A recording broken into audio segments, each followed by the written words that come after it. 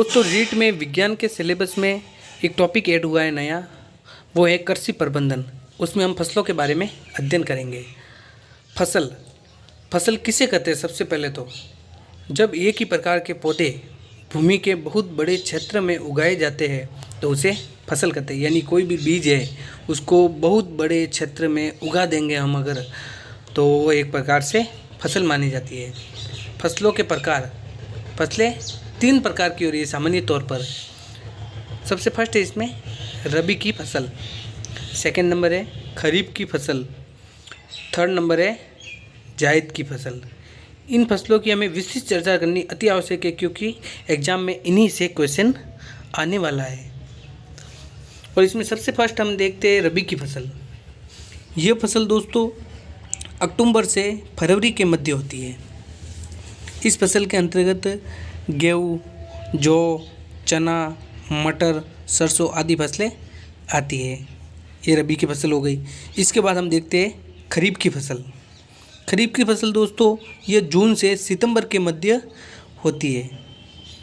इस फसल के अंतर्गत ज्वार, मक्का, मूंगफली, तिल, मूंग, उड़द और एक फसल इसमें होती है बाजरा।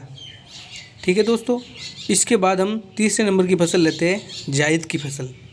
ये मार्च से जून के मध्य होती है। ये बहुत ही सरल फसल मानी जाती है दोस्तों। इसके अंतर्गत उदाहरण होंगे इसके खरबूजा, तरबूज, ककड़ी, लौकी आदि फसलें।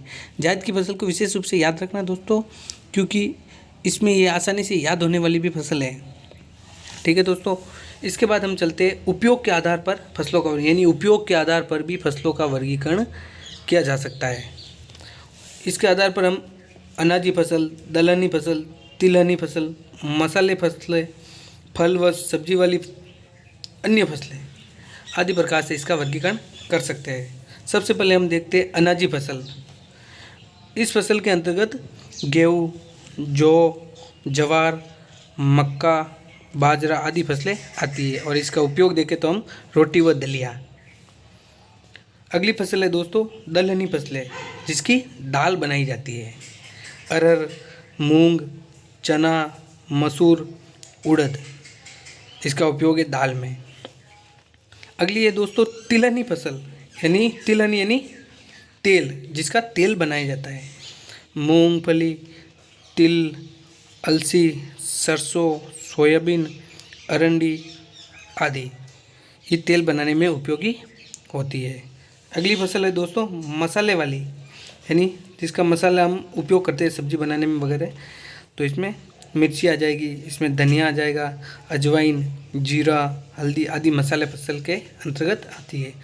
अगली है दोस्तों फल या सब्जी वाली फसलें कौन सी है?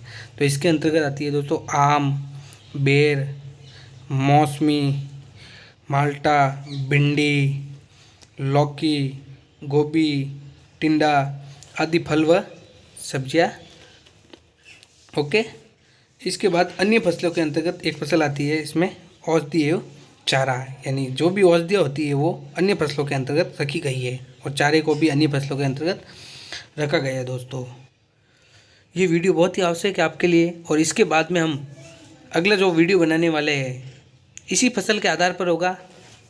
और वो वीडियो कौन सा होगा आपको पता है? ये होगा कृषि की पद्धतियाँ, यानी कृषि पद्धतियाँ भी हमारे सिलेबस में दिया हुआ है। अगले वीडियो में हम कृषि पद्धतियों के बारे में विस्तार से अध्ययन करेंगे पूरा का पूरा। तो अगले वीडियो भी आप मेरा ज़रूर दीजिए और अगर ये वीडियो आपको अच्छा लगा है तो प्लीज़ वीडियो को लाइक कर दीजिए और चैनल को सब्सक्राइब कर दीजिए।